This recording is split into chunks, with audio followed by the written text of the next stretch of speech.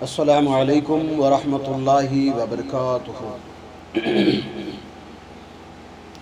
نحمدہ ونصلی علی رسولہ الکریم، اما بعد فاعوذ باللہ من الشیطان الرجیم، بسم اللہ الرحمن الرحیم۔ وما ارسلناک الا رحمۃ للعالمین، صدق اللہ العظیم وصدق رسولہ النبی الامین المتین الکریم، ونحن علی ذلک لمن الشاہدین والشاکرین والحمد للہ رب العالمین۔ اللہ پاک کے پیارے حبیب صلی اللہ تعالی علیہ وآلہ وسلم نے ارشاد فرمایا، جو کوئی بندہ مجھ پر ایک مرتبہ درود پاک پڑھتا ہے، اللہ تبارک و تعالیٰ اسے 3 انعامات عطا کرتا ہے۔ کیا فرمایا؟ جو کوئی مجھ پر ایک مرتبہ درود شریف پڑھتا ہے، مجھ پر یعنی محمد عربی صلی اللہ تعالیٰ علیہ وآلہ وسلم پر، تو آقا علیہ الصلوۃ والسلام فرماتے ہیں کہ اللہ اسے 3 انعام عطا کرتا ہے۔ پہلا انعام یہ ہے کہ اللہ تبارک و تعالیٰ اسے 10 نیکیاں عطا کرتا ہے۔ نیکی کہاں کام آئے گی؟ جب ہم اس دنیا سے چلے جائیں گے، اور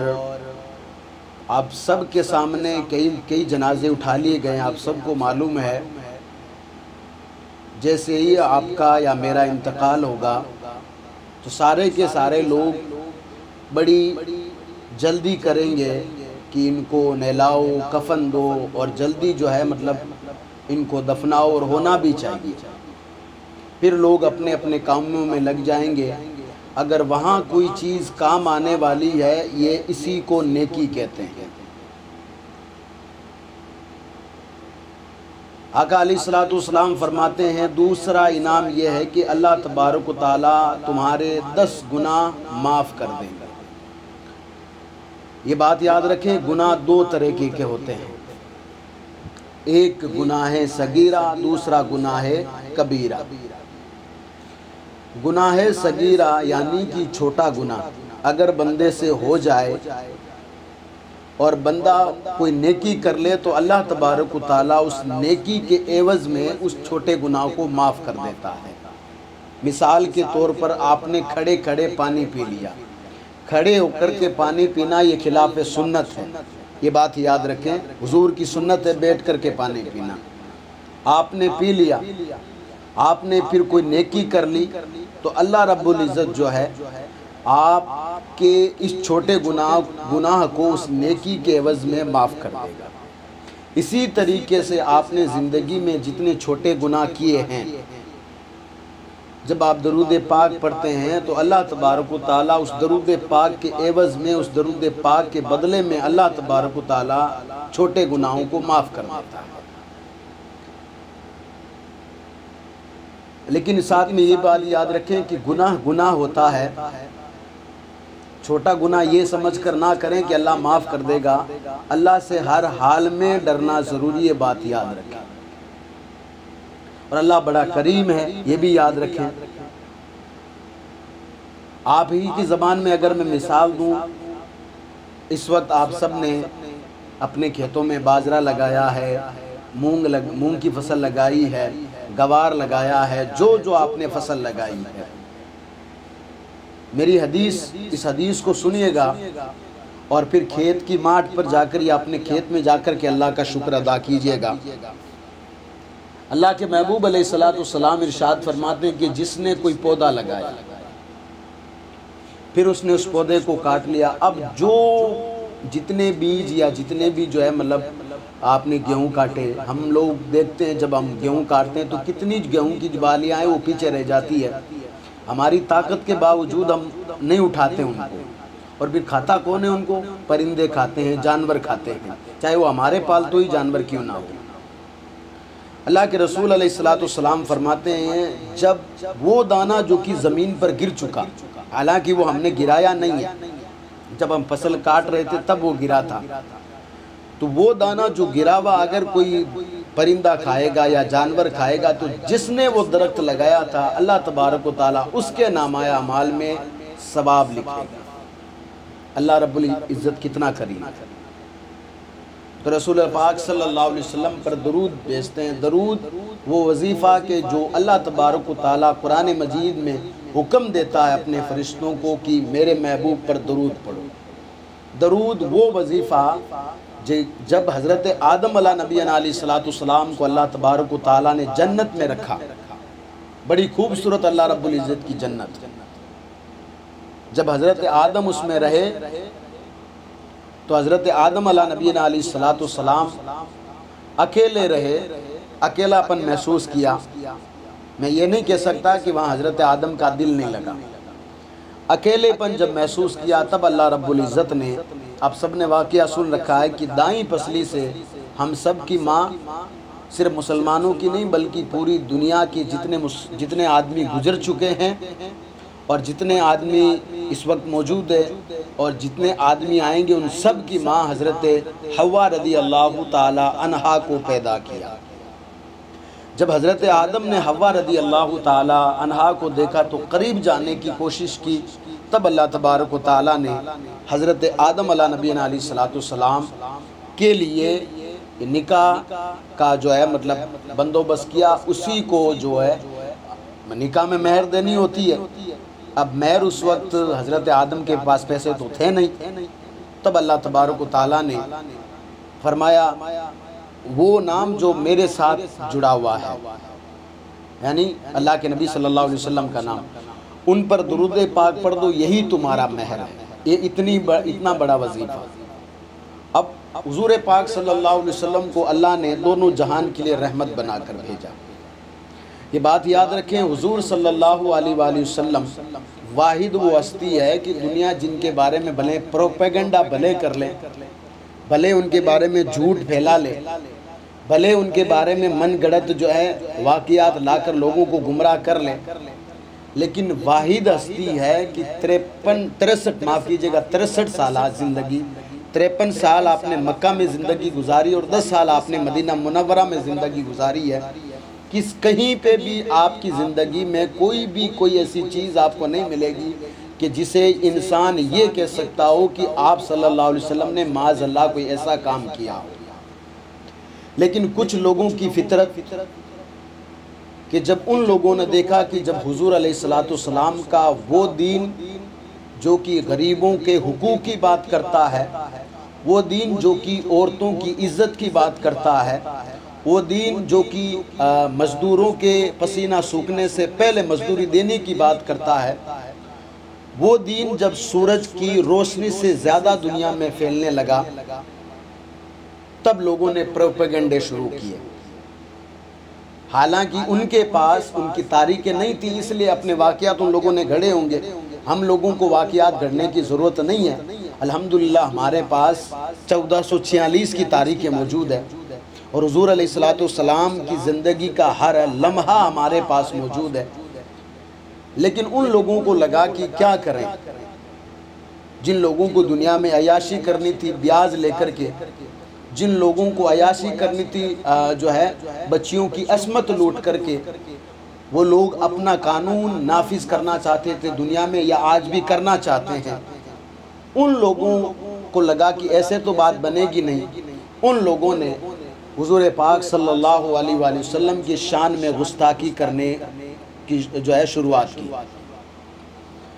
گستاخی کرنے کا مطلب یہ ہے کہ آپ صلی اللہ علیہ وآلہ وسلم پر جھوٹ باندھا گیا، معاذ اللہ آپ پر بہتان لگایا گیا، یہ کہا گیا کہ آپ صلی اللہ علیہ وآلہ وسلم کو سنسکار معلوم نہیں۔ آپ مجھے بتائیں جس ہستی کے صدقے ہمیں سنسکار ملا ہو، کیا وہ ہستی سنسکار نہیں جانتی ہے؟ کبھی کہا گیا کہ پیغمبر اعظم صلی اللہ علیہ وآلہ وسلم، میں ان کی زبان نہیں استعمال کر رہا ہوں، اللہ تبارک و تعالیٰ ان کی زبانوں کو جو ہے خاک کر دے۔ کبھی وہ کہتے ہیں کہ ان کے پیغمبر نے یعنی مسلمانوں کے پیغمبر نے عورتوں کی عزت نہیں کی، میں کہتا ہوں تاریخ جا کر کیوں نہیں پڑھتے آپ؟ اصل میں عورتوں کو زندگی اسی وقت ملی جب آپ صلی اللہ علیہ وآلہ وسلم مکہ مکرمہ میں تشریف لائے۔ کیا حال تھا اس وقت عورتوں کا؟ اگر میں تاریخ کے واقعات اگر آپ کے سامنے رکھنا شروع کروں، روزانہ آپ سنتے رہتے ہیں تو پاؤں کے نیچے سے زمین کھسک جائے گی اور آپ کے جسم کے رونگٹے کھڑے ہو جائیں گے کہ لوگ عورتوں کے ساتھ کیسا سلوک کرتے تھے۔ آج بھی کچھ ویسے ہی لوگ موجود ہیں جو ہے خود تو مطلب جن کا خود کے تو کوئی بال بچے نہیں ہیں، لیکن دوسروں کی بچیوں کی عصمت جب لوٹ لی جاتی ہے تو وہ لوگوں کو ہار پہناتے ہیں۔ وہ مطلب کسی طریقے سے بہانہ ڈھونڈتے ہیں کہ جو لوگ ایک قسم کی ذاتی کی جب بچیوں کے ساتھ کچھ غلط کیا جائے تو وہ جشن مناتے ہیں اور آئے دن حضور پاک صلی اللہ علیہ وسلم کی شان میں گستاخی کرتے ہیں۔ لیکن اللہ تبارک و تعالیٰ کا بڑا کرم ہے کہ حضور پاک صلی اللہ علیہ وآلہ وسلم کے دیوانے ہر زمانے میں موجود رہیں، یہ بات یاد رکھیں۔ حضور پاک صلی اللہ علیہ وآلہ وسلم کی شان میں اگر گستاخی کوئی کرے گا تو آقا علیہ السلام کی شان میں کوئی فرق نہیں آئے گا، یہ بات یاد رکھیں۔ نقصان انہی کا ہوگا جنہوں نے حضور پاک صلی اللہ علیہ وسلم کی شان میں گستاخی کی ہو۔ وہی کتے کی موت مارے جائیں گے، ان کو وہی موت آئے گی جو جانور کو موت آتی ہے۔ لیکن ہم سب کا فریضہ بنتا ہے کہ جب ہمارے آس پاس میں ہم جب دیکھیں کہ جب حضور علیہ السلام کی شان میں کوئی گستاخی کرے تو ہمارا فریضہ یہ بنتا ہے کہ ہم اس پر کارروائی کریں، ہم اس کو اپنی زبان سے جواب دیں، ہم اپنے ہاتھ سے اس کو جواب دیں۔ اگر ہمارے پاس قلم ہے تو اپنے قلم سے جواب دیں، اگر ہمارے پاس منہ ہے اور سوشل میڈیا ہمارے پاس موجود ہے تو ہم اس کو اس کا جواب دیں۔ جو حضور پاک صلی اللہ علیہ وآلہ وسلم پر مطلب تہمتیں لگاتے پھرتے ہیں، کیونکہ ان کو معلوم ہے کہ حق کبھی چھپتا نہیں ہے اور باطل ہمیشہ ان کو معلوم ہے کہ باطل کبھی بڑھے گا نہیں، تو اس لیے وہ باطل کو بڑھانے کے لیے جھوٹ پھیلاتے ہیں، پروپیگنڈا کرتے ہیں، اور یہی لوگ کرتے آئے ہیں۔ لیکن الحمدللہ جن لوگوں نے پروپیگنڈا کیا ہے ان کا منصوبہ خاک میں ملا، یہ بات یاد رکھیں۔ کچھ یہودیوں کی نسلیں، کچھ انگریزوں کی نسلیں آج بھی موجود ہیں جو حضور پاک صلی اللہ علیہ وسلم کی شان میں آئے دن مطلب کچھ نہ کچھ گستاخیاں کرتے رہتے ہیں، کہتے ہیں کہ ان کو یہ معلوم نہیں تھا، ان کو یہ معلوم نہیں تھا۔ میں کہتا ہوں کہ جن کے وسیلے سے اللہ نے یہ زمین آسمان بنائے ہیں، جن کے وسیلے میں چاند کو چاندنی ملی ہے، جن کے وسیلے سے سورج کو روشنی ملی ہے، کیا وہ یہ نہیں جانتا کہ انسانیت کیا ہوتی ہے؟ اصل میں انسان بنا کب؟ جب حضور پاک صلی اللہ علیہ وآلہ وسلم تشریف لائے تھے۔ اور یہ بات یاد رکھیں کہ جیسے ہم پر نماز فرض ہے 5 وقت کی، جیسے سال میں اللہ پاک نے جو ہمیں مال دیا ہے، وہ اس مال کا 2.5% حصہ غریبوں میں دینا واجب ہے، جس کو ہم زکوٰۃ کہتے ہیں۔ اگر اللہ نے ہمیں مال دیا تو زندگی میں 1 سال اللہ کے گھر کا طواف کرنا، جس کو آپ حج کہتے ہیں، اگر بار بار آپ جاتے ہیں تو یہ آپ کا مقدر ہے، لیکن ایک بار جانا جس طریقے سے حج فرض ہے، اگر اللہ نے مال دیا ہے۔ ماہ رمضان آئے تو پورے مہینے کے روزے رکھنا جس طرح سے ہم پر فرض ہے، اسی طریقے سے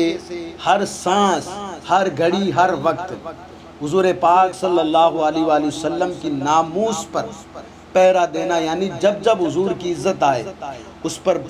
بولنا، جب حضور علیہ السلام کے دین پر کوئی پروپیگنڈا کرے، جب کوئی مطلب جھوٹ پھیلائے حضور کے دین کے خلاف، یا حضور صلی اللہ علیہ وسلم کے بارے میں کوئی جھوٹ، اگر کوئی اپنی طرف سے جھوٹ گھڑ کر کے لوگوں کے سامنے نفرتیں پھیلائے تو ہمارا فریضہ بنتا ہے کہ ہم اس کو جواب دیں، کیونکہ آج تک ہم نے کبھی کسی کے بارے میں کچھ نہیں بولا اور نہ ہمیں بولنے کی اجازت ہے، اور نہ انشاءاللہ تبارک و تعالی ہم کسی کے بارے میں کچھ بولیں گے۔ لیکن یہ بات یاد رکھیں، جن کے مطلب یہ لوگ بے لگام ہو کر جس طریقے سے بات کرتے ہیں،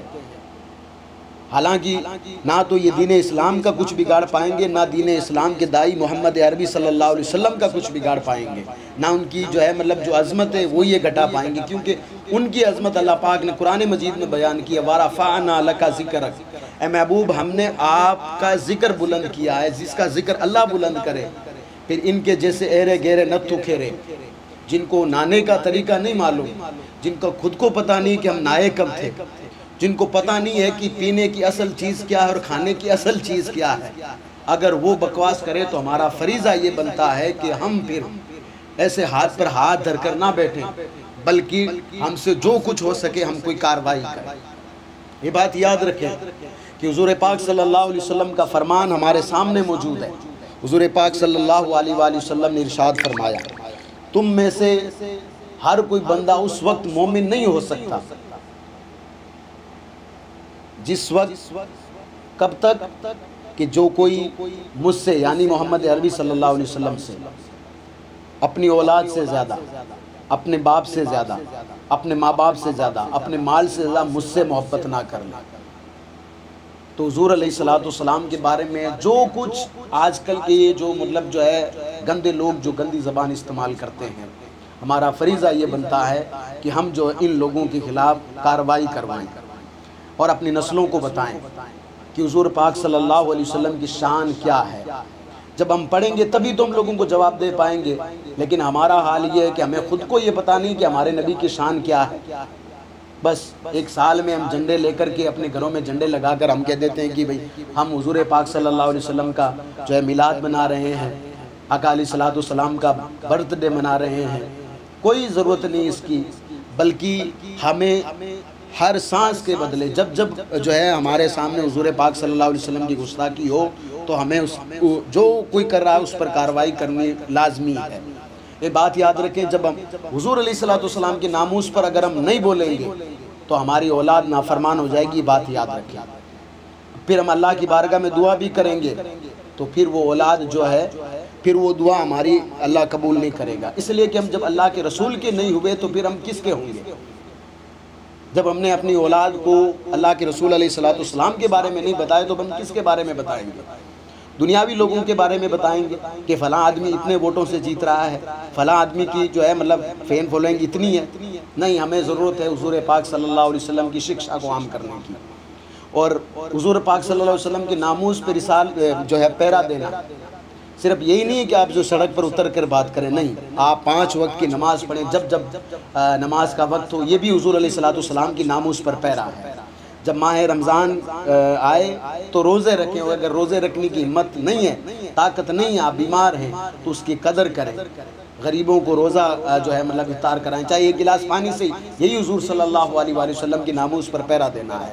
اگر اللہ نے آپ کو مال دیا تو آپ غریبوں کی مدد کریں، یہ حضور پاک صلی اللہ علیہ وسلم کی ناموس پر پیرا دینا ہے۔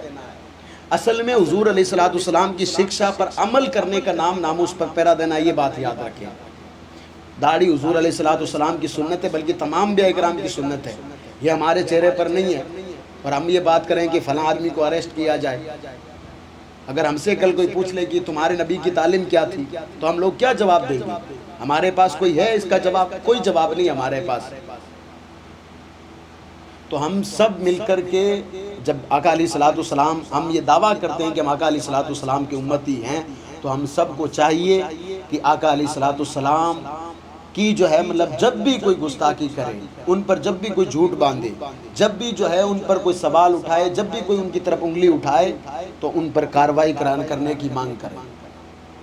اور یہ اللہ تبارک و تعالیٰ نے ہر زمانے میں، اگر آپ نہیں کرو گے تو آپ کی جگہ اللہ تبارک و تعالیٰ کسی اور کو لے آئے گا۔ آپ اپنے گھروں میں بیٹھے رہو، اللہ تبارک و تعالیٰ کسی نہ کسی بندے سے کام لے لے گا، یہ بات یاد رکھیں۔ پھر کیوں نہ ہم خود نکل کے باہر کے یہ کام کریں، مرنا تو ایک دن سب کو ہے۔ ویسے ہی جب جاؤ گے اللہ کی بارگاہ میں تو کم سے کم اتنا تو کہہ سکیں کہ جب بھی ہمارے سامنے حضور پاک صلی اللہ علیہ وسلم کی نافرمانی ہو رہی تھی یا گستاخی ہو رہی تھی، پروردگار جو ہم سے ہو سکا تھا وہ تو ہم نے کیا تھا، کم سے کم اتنا تو ہم کر سکتے ہیں نا بھائی، اتنا تو ہم کر سکتے ہیں نا۔ تو آپ سب جو ہے حضور علیہ السلام کی امتی ہیں تو نماز پڑھیے، اپنی بچوں کو حضور کی سیرت پڑھوائیے، مدرسہ بھیجیے، اور حضور صلی اللہ علیہ وسلم کی تعلیم کیا ہے، صحابہ کرام کی تعلیم کیا ہے، پھر صحابہ کرام کو دیکھیے کہ انہوں نے حضور صلی اللہ علیہ وسلم کی ناموس پر کس طرح سے پیرا دیا۔